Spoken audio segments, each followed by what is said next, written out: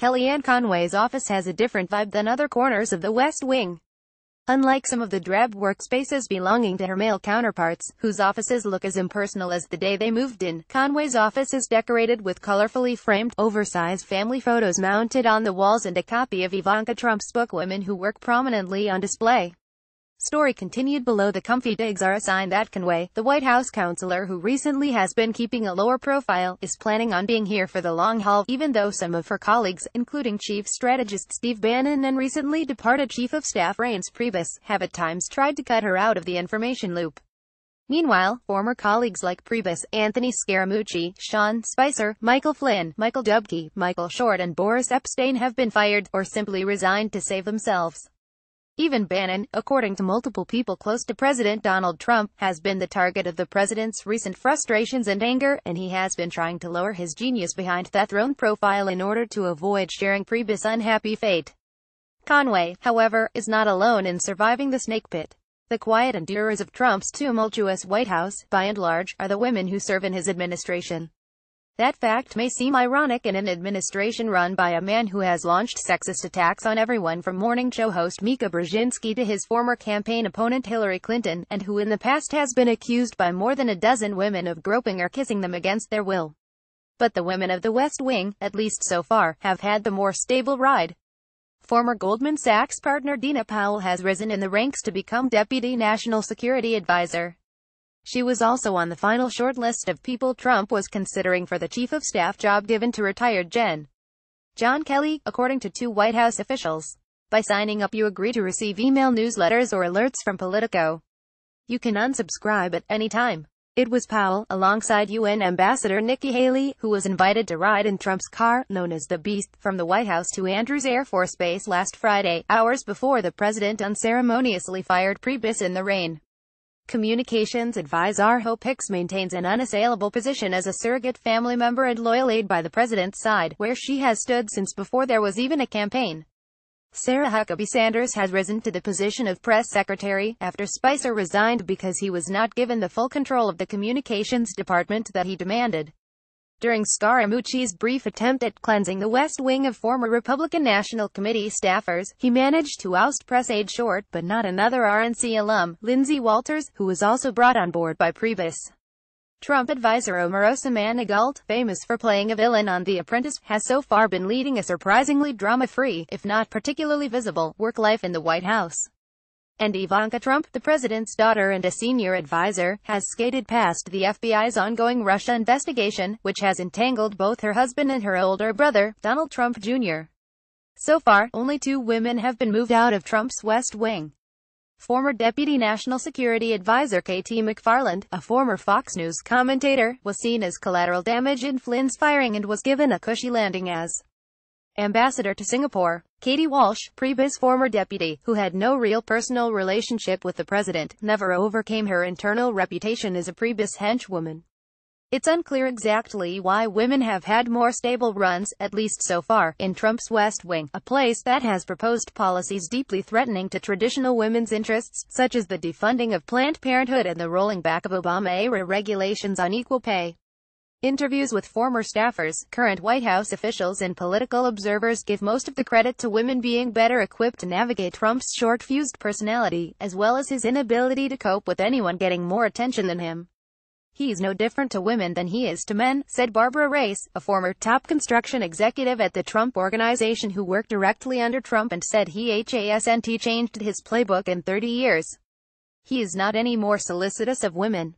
He likes to have everyone on edge, people competing with each other. He likes to divide and conquer. He likes everyone to think they work directly for him, men and women alike. Ray said she doesn't think Trump views his direct reports in terms of gender. He never thought of me as a woman, she said. He thought I was a real estate animal. He loved my killer instincts. That's what he wanted. The ones he saw as women were the secretaries. That sentiment was echoed by McFarland in an interview earlier this year with Business Insider. I don't think he cares 2 hoots whether I was male or female, she said. He just thought I could get the job done. But Ray said women may have an easier time navigating the competitive work atmosphere that Trump likes to foster because they're naturally more self-protective. It would be rare to find a female Scaramucci, she said, noting it was unlikely that a woman would unload the profane tirade against White House officials that ultimately cost Scaramucci his job. A White House official said the president has employed women at the highest levels of his company, his campaign and now his administration, and their successes are a testament in part to his leadership, but as he would be the first to tell you, more importantly their capabilities. Added Alexandra DeLuca, press secretary to Emily's List. Women who are successful in their careers have usually had to deal with misogynistic jerks along the way. This White House is about as toxic as it gets, but women have learned how to manage and ignore Trump's particular brand of egomania in a way that their male counterparts just haven't. Indeed, some of the women who have succeeded in Trump's circle are those who gamely play along with the role the president casts them in. On the evening after his inauguration, Trump gave a shout-out to his former campaign manager at a black-tie dinner. "I see my Kellyanne," Trump said from the stage, beckoning her to join him and then kissing her hand and calling her baby. She smiled and curtsied. During a joint appearance on The View in 2006, Ivanka Trump smiled along while her dad remarked on her figure and noted while seated next to her on the couch, "If Ivanka weren't my daughter, perhaps I'd be dating her." Other White House observers had a different theory of why the women are surviving. None of them have occupied the hot seat jobs. With a few exceptions, the women in Trump's White House have simply not been given enough authority to be targeted for professional assassination. Of the 22 staffers who take home the maximum salary of $179,700, just 5 are women: Conway, Hicks, Manigault, Powell and Lindsey Reynolds, chief of staff to the First Lady.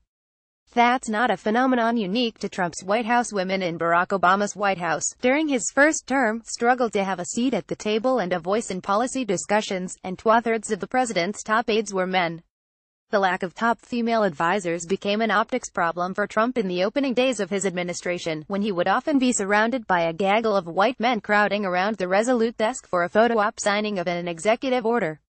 While she has been cut out of many meetings, Conway, people close to her said, sees the upside of the floater role she currently occupies.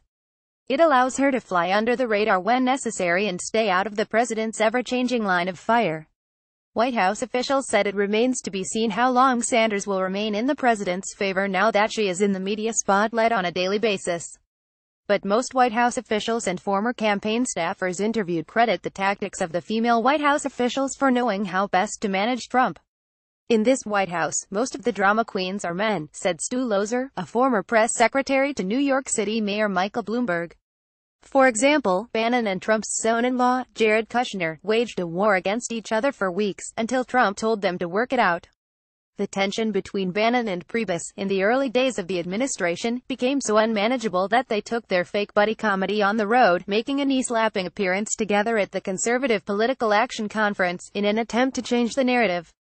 One factor that several White House officials pointed to the number of senior White House women who have 3 to 6 children.